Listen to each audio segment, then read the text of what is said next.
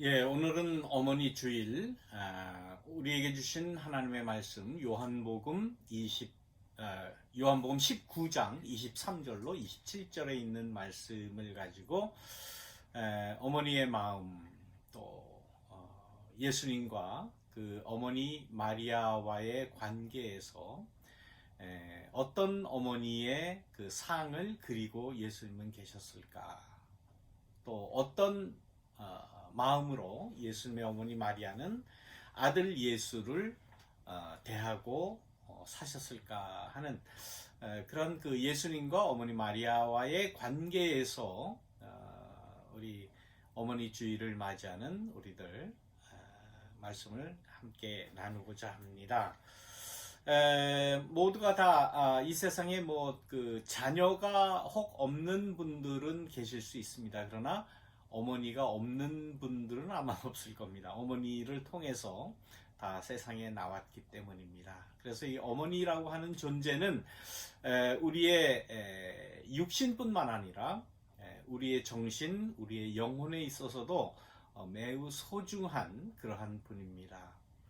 어머니의 존재라고 하는 것, 어머니가 계시고 또 어머니로부터 우리가 물려받을 수 있는 것이 무엇이겠습니까? 인간이 가지고 있는 그 존재의 근거에 대해서 우리가 늘 생각할 때에 어머니를 빼놓을 수가 없죠. 물론 하나님께서 우리 인간들을 창조하셨다라고 우리는 고백하지만은 그러나 우리는 어떻게 하지나 어머니를 통해서 이 세상에 왔고 어머니의 뱃속에서 무려 10달 정도 그 어머니의 몸을 빌어서 우리의 생명을 내려받았다라고 할 때에 그 어머니의 사랑이라고 하는 것은 뭐 이루 말할 수 없습니다. 우리가 사랑 그러면 어머니의 사랑을 생각할 수밖에 없고 우리의 존재의 근거 그러면 어머니의 그 뱃속에서의 어머니의 자궁 안에서의 그때부터 우리의 생명을 우리가 간과할 수 없는 것입니다. 그래서 그런지 우리는 어머니를 생각할 때에 늘 애틋한 마음 또 가슴 뭉클한 그런 그 마음을 갖게 됩니다. 더군다나 우리 한국 사람들의 정서에는 어머니 그러면 우리가 눈물을 생각할 수밖에 생각이 대부분 그렇게 난다고 그럽니다. 그 이유는 어머니께서 많은 희생을 하셨기 때문이 아닐까. 물론 뭐 산고에 그러한 그 고통을 겪으셨던 것은 뭐 두말할 것도 없고 지금 이 세대에 우리 세대의 그 어머니들을 생각해 볼 때에 많은 어려움 가운데 고통 가운데 자녀들을 키우셨을 겁니다. 대부분 우리들의 어머니가 출생에 하셨을 그런 때는 아마 대부분 일제시대일 겁니다. 식민지 시대의 가난을 견디셔야 했고 또 전쟁을 겪으셔야 했고 또 많은 그 근현대사를 살아오시면서 그 나라의 그러한 격변되는 그러한 그 여러 정치, 경제, 문화 이런 아주 그 힘든 상황을 견디셨기 때문이 아닐까. 그 가운데서도 자녀들을 공부시키고 교육시키고 잘되기를 바라는 온갖 정성을 다해서 교육을 시켰기 때문에 그러한 그 애틋함 또 그러한 그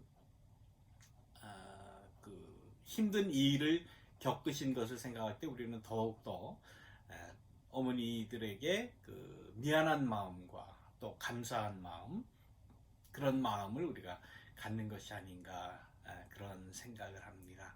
뭐 그러한 그 어려움 뿐이겠습니까? 우리들의 어머니 세대에는 대부분 그 남녀의 차별이 굉장히 심한 그러한 때를 사셨습니다.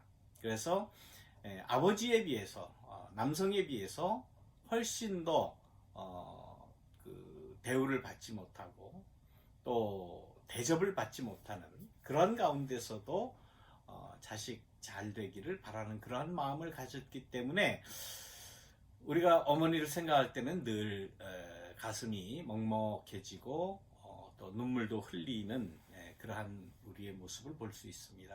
우리가 어머니를 생각하면서 눈물을 흘린다라고 하는 것은 그만큼 아직도 내 영혼이 맑아질 수 있는 맑은 요소가 있다라는 그러한 징조일 것입니다.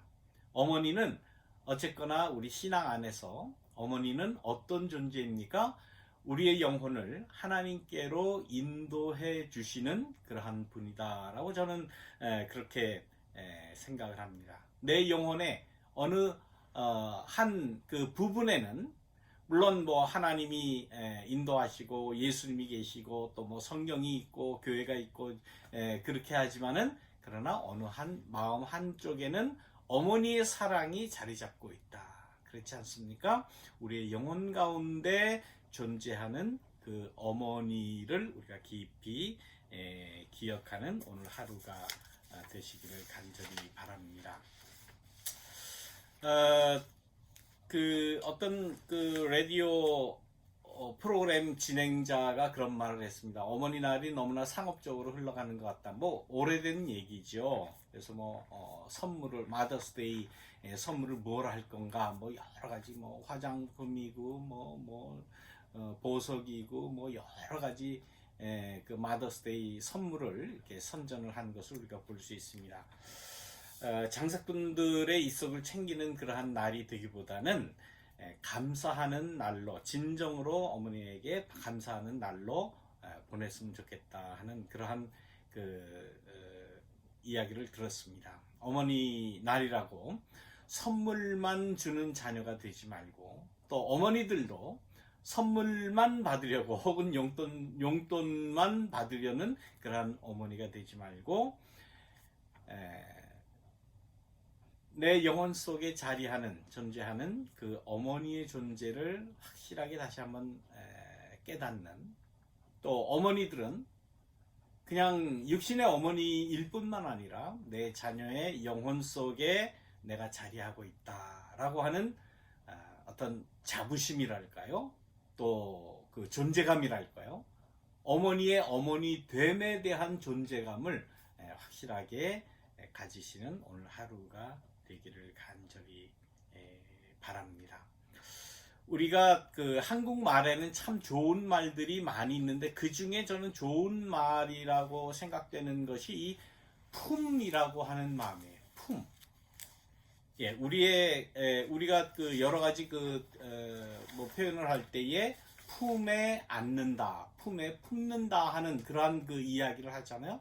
품에 안는다라고 할 때에 대부분 어머니의 품을 우리는 기억을 하고 어머니의 품을 상정을 해서 품이라고 그 표현을 합니다. 여러분들에게 품이 있습니까? 품 그러면 품이 뭡니까, 여러분들? 그 위치적으로는 품 그러면 머리는 아니에요. 그렇죠? 우리가 생각하는 것, 그게 내 정신, 뭐 이게 품이다라고 생각하지는 않을 거예요. 그렇다고 해서 정신적인 영적인 것이 아닌 것은 아니에요. 아까도 말씀드렸지만은 영혼에 자리 잡고 있는 분이 어머님이다라고 말씀드린 것처럼 품이라고 할 때는 물론 정신적인 것, 영적인 것 플러스 육신적인 그러한 그 품 그러면 그 위치적으로 얘기하면은 머리가 아니라 또 이 배 혹은 이 아래가 아니라 어디입니까? 가슴이죠.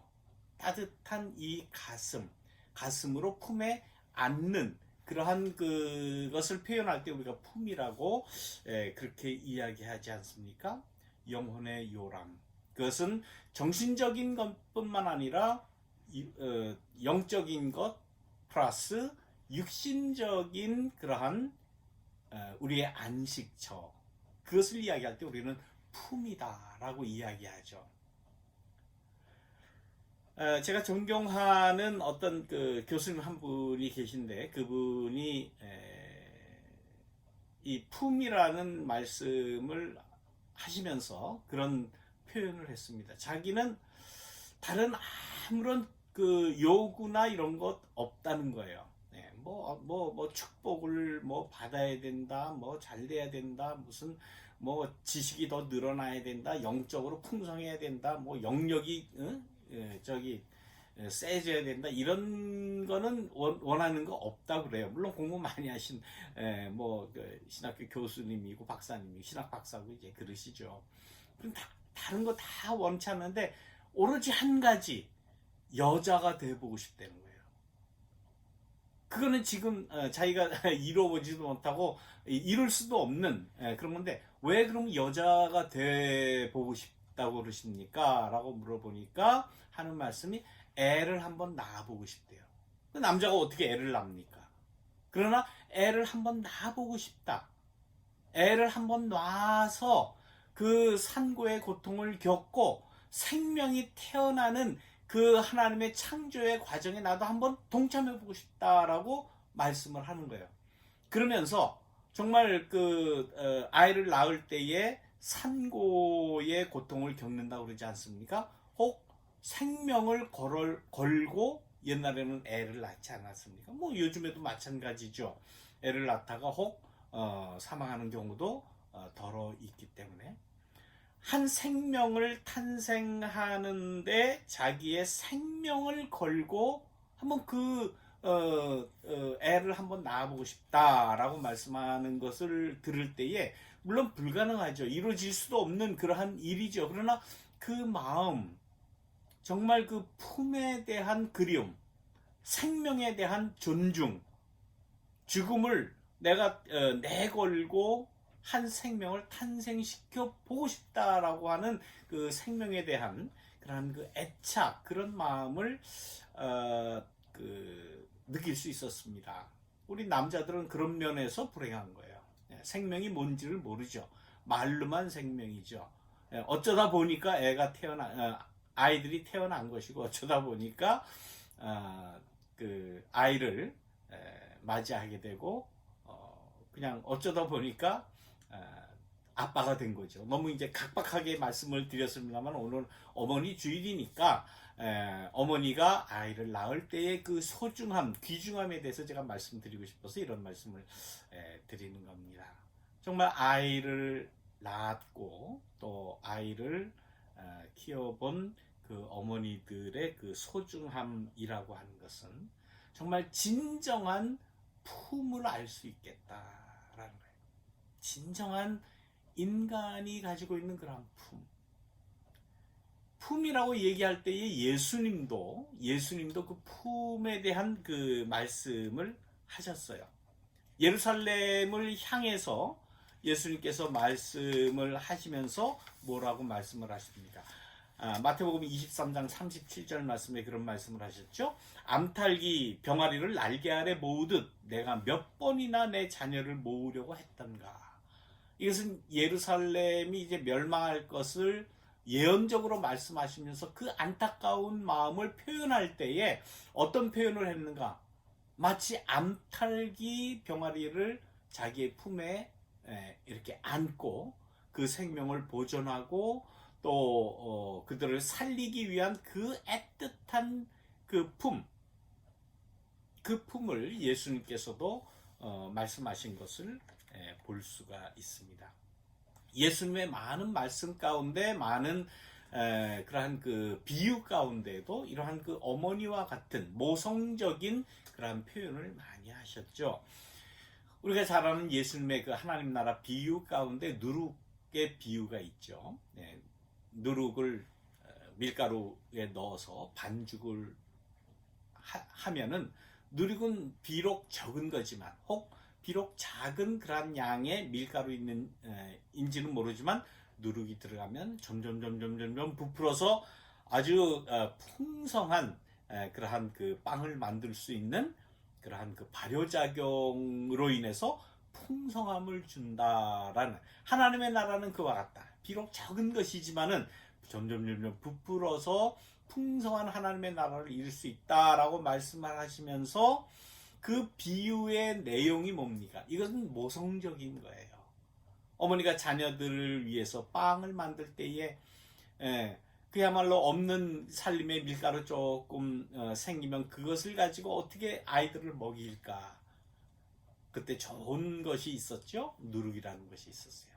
누룩이라는 것을 누룩을 조금 넣어서 밀가루를 발효를 시키면 점점 이렇게 부풀어 오르는 그야말로 푸근함과 어머니의 품을 우리가 생각할 수 있는 그런 것 아닙니까? 예수님께서는 하나님의 나라를 설명하실 때에도 이러한 모성적인 그러한 그 풍성함, 모성적인 그러한 사랑을 비유로 말씀을 하셨어요. 또 그 천을 깃는 그러한 그 말씀을 하시지 않습니까? 그 새 천 조각을 오래된 그런 낡은 천과 같이 깃지 않는다. 그것도 어떻게 보면 어머니가 아이들의 옷을 마련하기 위해서 아이들이 그냥 놀다가 넘어지고 찢어지고 한 그 옷을 옛날에는 옷이 그렇게 많지 않기 요즘엔 뭐 그냥 새거 사 입히면 되지만 옛날엔 그렇지 않았죠. 손수 어머니가 한 땀 한 땀 그 새천을 갖다가 대고 깁고 다시 짜고 만들고 정말 없는 살림의 아이들을 입히느라고 하는 그 노력하는 그 모습에서 하나님의 나라의 모습을 이렇게 설명을 하시잖아요. 얼마나 모성적인 어머니의 사랑을 느낄 수 있는 그러한 표현입니까? 예수님도 가만 보면 이렇게 어머니의 그러한 그 모성적인 그러한 그 모습을 하나님 나라에 많이 이렇게 비유를 하셨다. 아마 예수님도 어머니 마리아에게서부터 그런 많은 그 생활하시는 것을 보고 모성적인 그러한 그 어머니의 역할에서 하나님의 나라를 아마 발견하셨지 않겠나 그렇게 생각을 합니다. 레오나르도 보프라고 하는 해방신학자가 있습니다. 이분은 처음에는 이제 사제였다가 사제 옷을 벗고 뭐 결혼도 하고 이제 그 신학자로 평생을 사신 분인데 하느님의 어머니다운 얼굴이라는 책을 썼어요. 근데 그 책에 나오는 그 한 구절 가운데 한 섹션에 무엇을 이야기하는가 하면은 예수님의 어머니 마리아가 우리는 다 동정녀라고 우리는 믿고 또 고백하고 그렇게 신앙 고백에도 그렇게 이야기하지 않습니까? 그러나 정말 그 마리아에게서 우리가 중요하게 생각해야 되는 것은 동정녀성보다는 마리아의 모성이다. 그렇게 주장하는 글이 있습니다. 가만 생각하면 맞는 것 같아요. 동정녀 마리아에 대한 그러한 그 성경의 기록은 딱 두 군데 나옵니다. 마태복음 1장 23절에 있는 말씀과 누가복음 1장 27절. 이게 마태복음과 누가복음 이렇게 딱 한 절씩 두 번 나와요. 복음서 전체를 통해서 동정녀라고 하는 말이 거기 딱 두 번이 나옵니다. 그러나 복음서 전체를 볼 때에 예수님의 어머니 마리아를 설명하는 가운데 예수님의 어머니, 예수의 어머니라는 그러한 표현은 무려 25번이 나옵니다. 그것을 볼 때에 성경이 우리에게 이야기하는 것은 마리아의 동정녀성보다는 마리아의 모성의 중요성을 성경은 더 우리에게 강조한다. 물론 뭐 꼭 그 성경의 횟수만 가지고 그렇게 이야기하는 것은 뭐 그렇다 해도 아무튼 그렇게 자주 예수님의 어머니됨, 예수님의 어머니로서의 모습에서 우리는 신앙의 모범을 또 그 살아가는 모습을 우리가 볼 수 있다라는 그러한 말씀입니다. 더 중요한 것은 동정녀성보다 예수님의 어머니 마리아의 모성이었다. 그렇게 이야기를 합니다. 구약의 창세기에 온 인류의 어머니로서 하와가 있다면 신약에는 육신으로 오신 하나님, 성육신하신 예수님의 어머니로서의 마리아가 있음을 우리는 부인할 수 없습니다. 거기에서 우리 인류에게 우리에게 주시는 그 어머니의 사랑, 그 모성성을 우리는 충분히 깨달을 수 있다 하는 그러한 말씀입니다. 에, 어머니들도 여러 그 연령층의 어머니가 있습니다. 우리 인간들은 뭐 빨리 결혼해서 빨리 애를 낳으면 20대 초반에 어머니도 계셔요. 그러나 이제는 인간의 생명이 이제 길어졌기 때문에 70대, 80대, 90대 혹은 100세의 어머니도 계십니다. 예. 어머니도 삶을 살아가는 그 연한대로 이렇게 변화되면서 나이를 들어가면서 어머니의 모습을 가지게 되고 또 어머니로서의 그런 역할을 감당하게 됩니다. 20대 초반에 그러한 그 어머니와 어머니라고 할 것까지는 없죠. 뭐 엄마지요. 애기 엄마지요. 그 애기 엄마의 모습과 70, 80, 90 되신 그 어머니의 모습이 같을 수는 없습니다. 우리 저 이야기에서도 말씀드렸지만 삶의 정황이 틀리기 때문에 세상이 달라졌기 때문일 것입니다. 70 이상 80, 90 된 어머니들은 많은 고생 가운데 자녀를 키웠지만 요즘에는 그 어머니들에 비해서는 그렇게 많은 고생을 한다고는 볼 수가 없죠. 어떤 그 30대 좀 진보적인 그러한 페미니스트 여성 작가가 그런 글을 쓴 것을 봤습니다. 자기의 어머니를 볼 때에 자기도 정말 마음이 먹먹하고 애틋하고 그 어머니의 사랑을 충분히 이해하면서 그런데 어머니 세대는 어떻게 그렇게 살았습니까? 그렇게 힘들게 살아서 내 마음이 애틋해지고 푸근해지는 것 그거는 내가 이해를 하겠는데 그러나 나더러 내 엄마와 같이 살라고 한다면 난 그렇게는 안 살겠다 하는 글을 본 적이 있습니다. 어머니들도 다 다른 거예요. 20대 초반의 어머니하고 50대, 60대, 70대, 80대, 90대 뭐 100세 난 어머니도 계실 텐데 이 어머니하고 어떻게 같겠습니까? 다 틀리죠. 그런데 그 나이 드신 어머니의 그 삶을 뒤돌아보면서 나는 그렇게는 살지 않겠다라고 쓴 글을 본 적이 있습니다. 이걸 어떻게 해석을 해야 될까요? 예. 여러분들은 어떻습니까?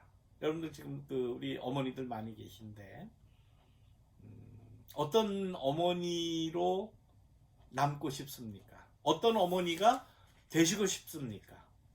또 내 어머니는 어떤 모습의 어머니였으면 좋겠습니까? 어머니의 희생에서 우리는 애틋한 모성을 아주 절실하게 느끼는데 나는 어머니가 고생하신 것과 같은 그러한 고생은 나는 하기 싫다. 나는 그렇게는 안 살 거다. 물론 세상이 많이 변했고 또 여성들의 이 배움이라는 것도 이제는 뭐 똑같이 많이 배우신 분들은 배우는 그러한 시대에 우리가 살지만은 그러나 많이 배우시지 못했고 혹 넉넉한 형편에서 살지 못했던 어머니의 삶에 대해서 부정한다. 혹은 나는 그렇게 살지 않겠다. 이거는 올바른 인간의 삶이 아니다라고 생각하는 것은 조금 우리가 생각을 달리 해야 되지 않을까요?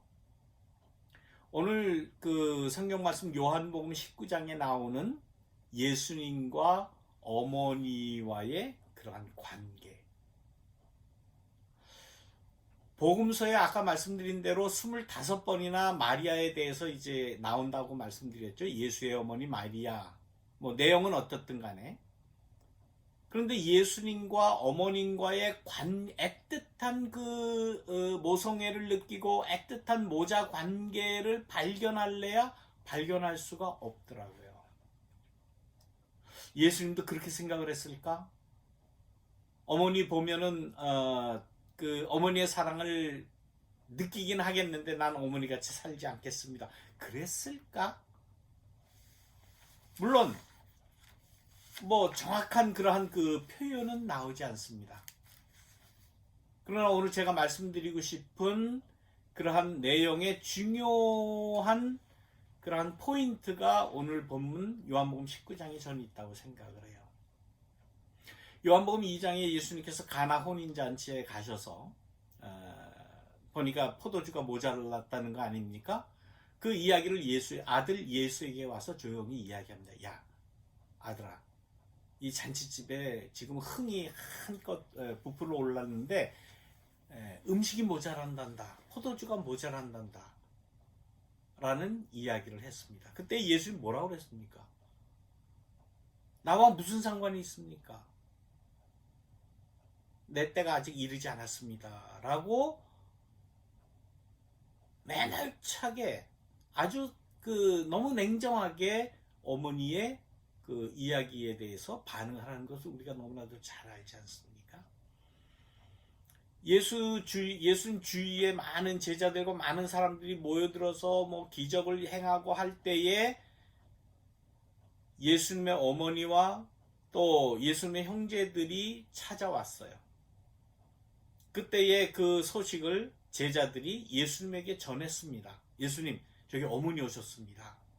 뭐 어머니 오셨으면 좀 이렇게 반갑게 맞이하고 조금 이렇게 사람들한테 소개를 해서 제 어머니입니다 이렇게 뭐 소개도 하고 뭐 이래야 될 텐데 어머니 오셨다는 소식을 듣고 예수님이 뭐라 그랬습니까? 누가 내 어머니며 누가 내 형제 자매냐? 하나님의 뜻대로 행하는 자가 내 어머니요 내 형제 자매다라는 말을 했어요. 너무나 쌀쌀합니다. 너무나 싸늘해요.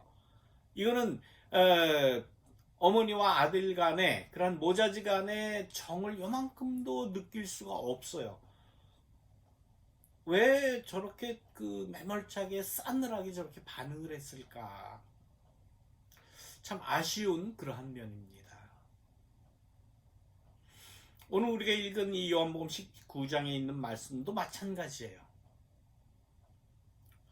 아들의 죽음을 바라보는 어머니가 몇 명이나 있겠습니까?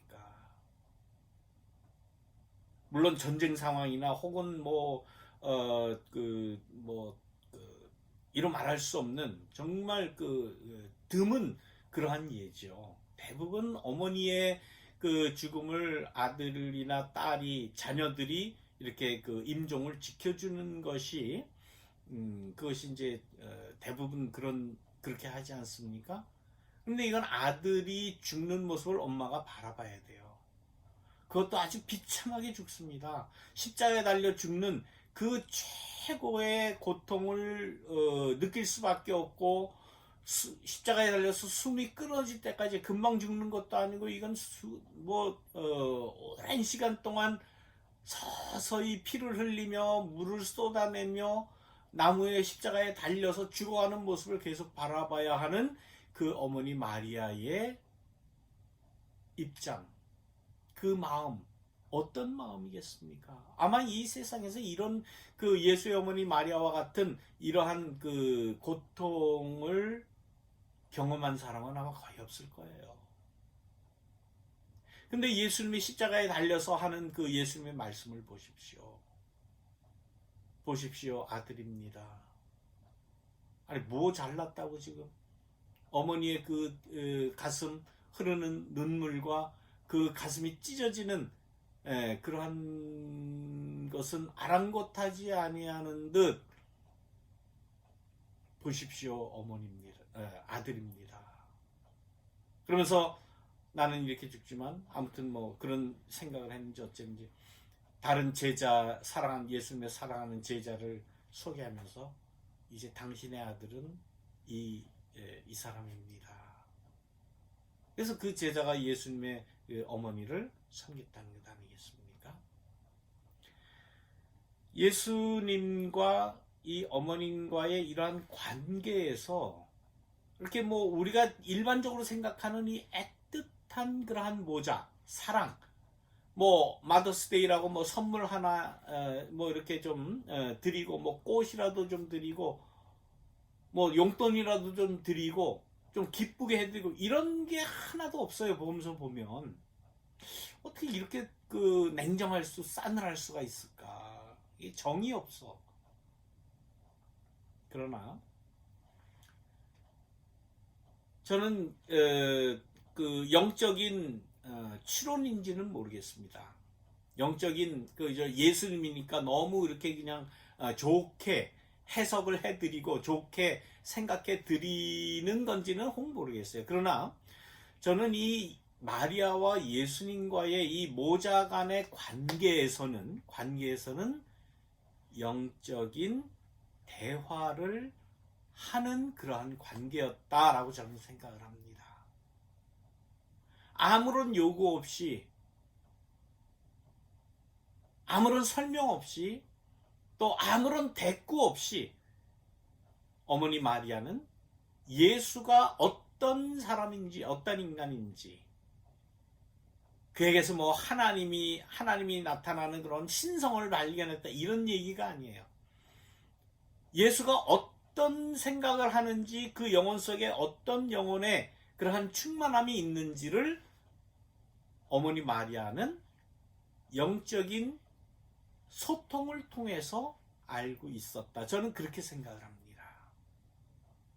가나 혼인잔치에서 아주 싸늘하게 반응하는 그 예수의 이야기를 듣고 아마 보통 사람 같으면 아마 예수에게 막 화를 냈을 거예요. 너 엄마한테 이럴 수가 있느냐? 내가 너를 어떻게 낳았는데, 어떻게 생각을 했는데, 응? 어떻게 키웠는데, 뭐 이러면서 굉장히 섭섭하다면 혹 그렇게 반응했을지도 모르겠어요.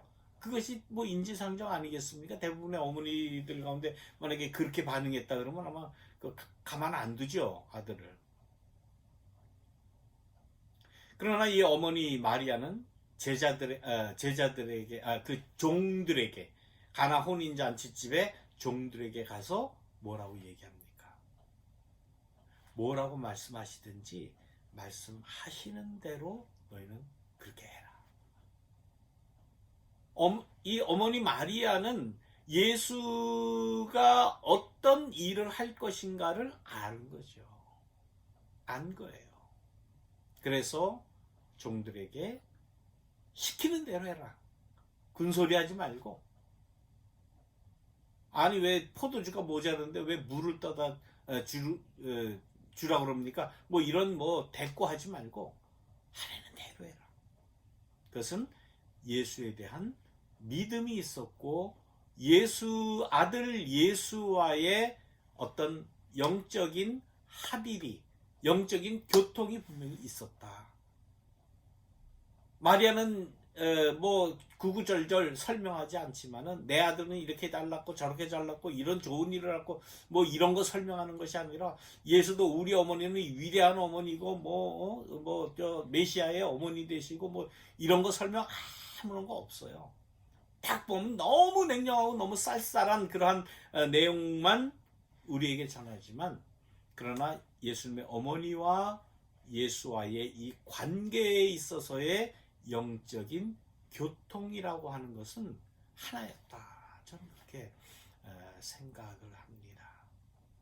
십자가에 달려서도 역시 마찬가지입니다.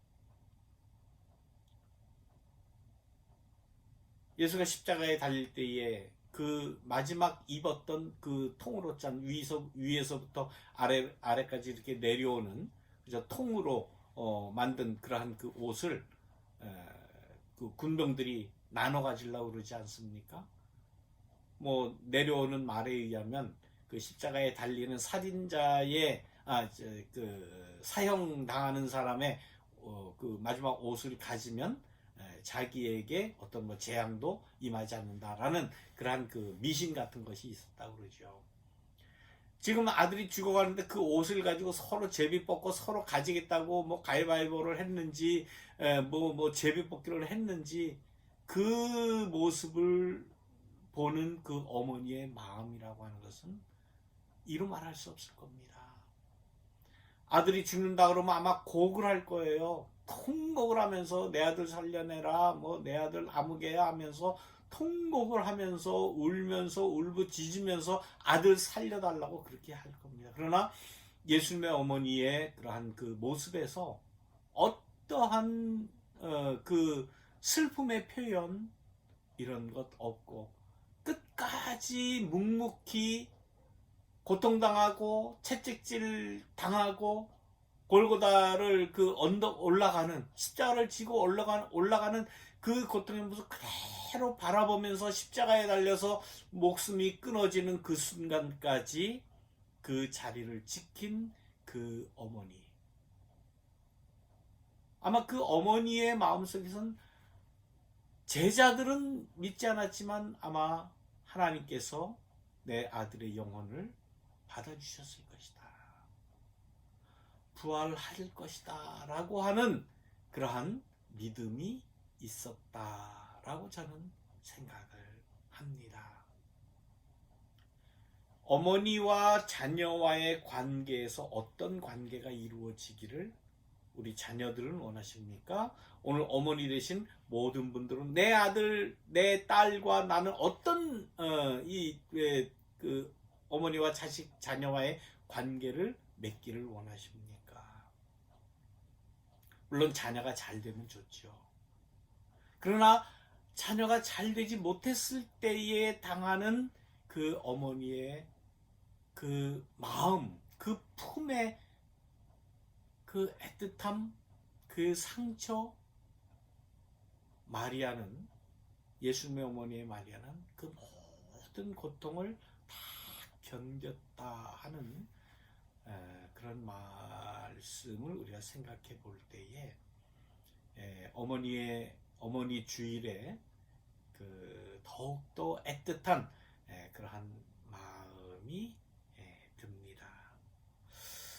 물론 선물도 중요하고 용돈도 중요합니다만은 어머님과 영혼의 대화를 나누는 그러한 관계를 맺으시기를 간절히 축원드립니다. 그때에 진정한 어머니의 마음을 또 자녀의 사랑을 우리가 서로 나눌 수 있겠다. 그런 생각을 합니다. 우리 어머니들에게 하나님의 은혜와 축복이 임하시기를 간절히 축원합니다. 기도하겠습니다. 사랑과 은혜가 충만하신 하나님, 예수님의 어머니와 예수님과의 관계를 생각할 때에 이루 말할 수 없는 그러한 그 애틋함과 고통과 그 마음의 큰 짐이 우리의 영혼에 내려앉습니다. 우리에게 주신 귀한 자녀들, 우리에게 주신 어머니들 생각할 때에 우리가 물질적인 그러한 대접뿐만 아니라 진정으로 내 아들의, 내 딸의 마음을 알아주고 내 어머니의 그 사랑을 진정으로 깨닫는 이러한 관계가 우리의 관계 될 수 있도록 인도하여 주시기를 간절히 바랍니다.